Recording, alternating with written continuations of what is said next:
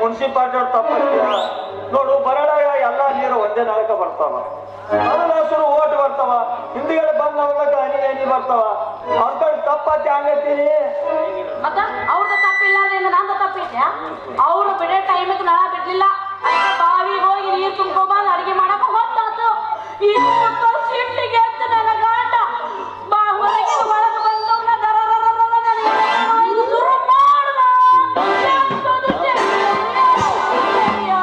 ಯಪ್ಪ ಎಂತ ಮನೆಗರೆ ನಾನು ಕೊಟ್ಟು ಯಪ್ಪ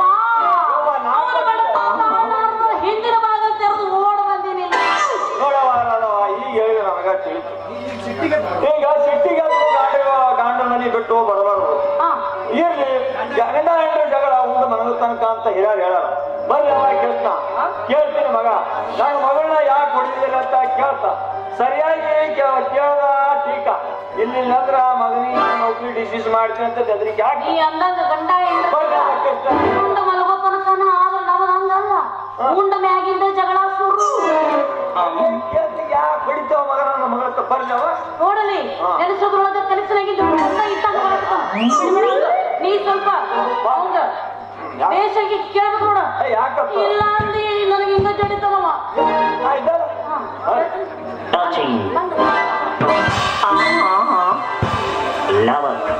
ಮಗನ ಇಷ್ಟ ಮದುವೆಯಾಗಿ 3 ತಿಂಗಳಾಗಿಲ್ಲ ಪಾಪ ಹೊಡೆದೋಡು ಸಣ್ಣ ಮಾಡಿ ಯಾಕೆ ಕೊಡಾಕತ್ತೀರಿ ಆ ಮಗನ ನೋಡು ಮಾವ ಮದುವೆ ಆದ ಕೂಡಲೇ ನಿನ್ನ ಮಗಳಿಗೆ ಹೊಡಿತೀನಿ ಅಂತ ಹೇಳ್ದ ಒಂದ್ಸಲ ಇನ್ನು 2ನೇ ಸಲ ಯಾಕೆ ಕೊಡ್ತೀನಪ್ಪ ಅಂದ್ರ ಅಲ್ಲ ಹೊಟ್ಟೆ ಹಸಿಟ್ಟು ಅಡಿಗೆ ಮಾಡಬಾ ಅಂದ್ರ ಹೋಗಿ ಪಕ್ಕದ ಮನ್ಯಾಗ ಕುಂತಿದ್ರು ಇನ್ನು 3ನೇ ಸಲ ಯಾಕೆ ಕೊಡ್ತೀನಪ್ಪ ಅಂದ್ರ ಅಲ್ಲ ಗಂಡ ಅಂತ ತಿಳ್ಕೊಂಡು ಜರಾರೆ ಅಡಿಗೆ ಮಾಡಿ ಕೊಡ್ಬೇಕಿಲ್ಲ ಮಾಡಿಕೊಡಿಲ್ಲ ಅಂದ್ರೆ 3ನೇ ಸಲ ಹೊಡೆದ ಒಟ್ಟು ನಿನ್ನ ಮಗಳ ನನ್ನ ಮನೆಗೆ ಬಂದಾಗ 3 ಸಲ ಹೊಡೆದಿ ನೋಡು ಅಂದ್ರ ಈ ಸಲ ಇನ್ನೊಂದ್ಸಲ ಈಗ ಹೊಡ್ಯಾಕ ಹೋಗಬೇಡ ಎಮ್ಮೆ ಇನ್ನೊಂದ್ಸಲ ಹೊಡ್ಯಾಕತ್ತಂದ್ರೆ ಎಮ್ಮೆಲಿ ಹೇಳಿ ನೌಕರಿ ಡಿಸ್ಮಿಸ್ ಮಾಡಿಬಿಡ್ತಾರ ನೋಡು ಹಂಗ ಹೇಳಂಗ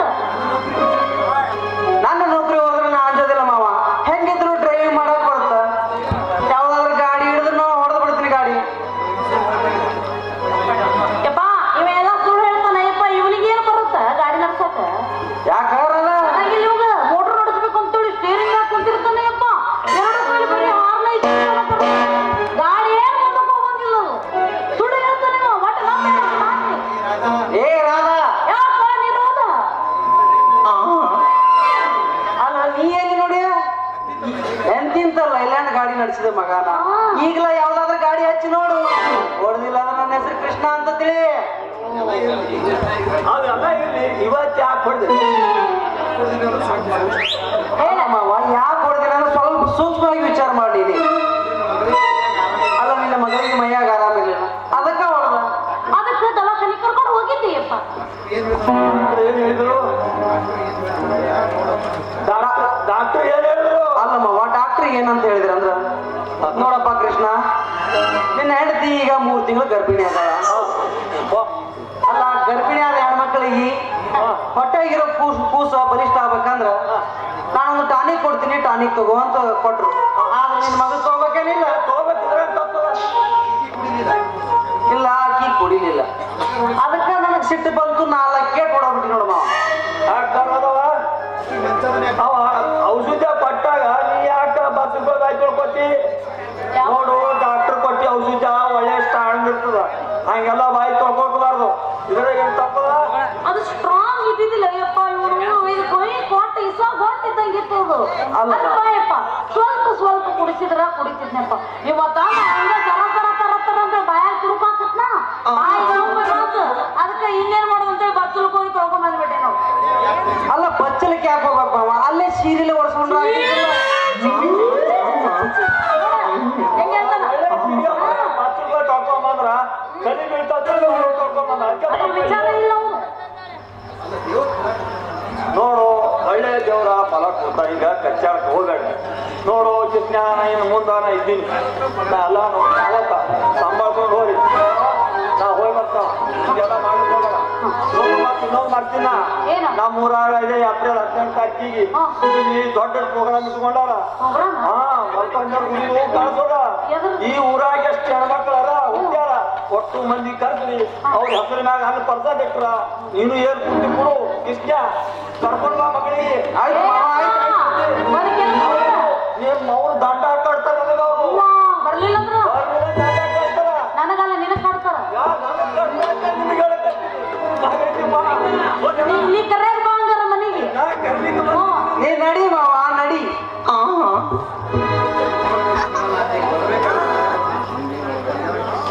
ನಾ ಬರಂಗಿಲ್ಲ. ನೀ ಬರಂಗಿಲ್ಲ? ಹಂಗ ಬರಂಗಿಲ್ಲ. ಮತ್ತೆ ಹೆಂಗ ಬರ್ತಿ? ನೀ ನನ್ನ ಬಾಜಾರ ಕರ್ಕೊಂಡು ಒಯ್ದು ಒಂದು ಹೊಸ ರೇಷ್ಮೆ ಸೀರೆ ಕೊಡಿಸ್ಬೇಕು ಅಂದ್ರೆ ಆಯ್ತು, ನೀ ಇಲ್ಲೇ ಕೂಡ ನಾ ಯಾವ್ದಾದ್ರು ಮತ್ತೊಂದು ಫಿಗರ್ ನೋಡಿ ಹೋಗ್ಬಿಡ್ತೀನಿ. ಫಿಗರ ನಾನು ಇಲ್ಲೇ ಬಿಟ್ಟು ನೀ ಇನ್ನೊಂದು ಫಿಗರ್ ಯಾವಕ್ಕೆ ಬೋಪಡಿ ಹಳ ಬೋಪಡಿ ಕರೆಯಕ್ಕೆ ಎಲ್ಲ ಹಾಕಿ ಹೊರಗೆ ಹೇಳಕ್ ತೆಗಿಯಕಿನ್ನ ನೀ ಇನ್ನೊಂದು ತಗೊಂಡ್ಬರ ಮಟ್ಟ ನಾ ಏನಿಲ್ಲ ಹಂಗ ಕುಡಿರ್ತೀನಿ. ನಿನ್ನ ಹಾಕಿನ ಕೂಡ ಗೊಮ್ಮ ಗೊಮ್ಮ ಗೊಮ್ಮ ಗೊಮ್ಮ ಗೊಮ್ಮ ತಿನ್ನ ಕರೀಲ ನೋಡ್ತ್ಯಾ? ನೋಡ ಬಿಡ್ತೀನಿ.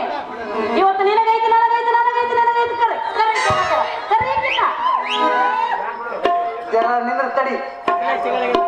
ಕರೀಲ ಇದರ ಕರಿ ಸಾಕು, ಟೈಮ್ ಭಾಳ ಆಗ್ಯದ, ಜಾಡಿಸ್ಬಿಡು. ಹಿಂಗ ಬಾರಿಲ್ಲ ಹತ್ತ ಬಾರ ಹೀರವು ತೋರಿಸುತ್ತೀನಿ ಹಿಂಗಲ್ಲ, ಹತ್ತ ಬಾರ ಹೀರವು ತೋರಿಸುತ್ತೀನಿ ಹಿಂಗಲ್ಲ, ನೀ ಅದಿಯ ಬಾಳ ಬಾಳ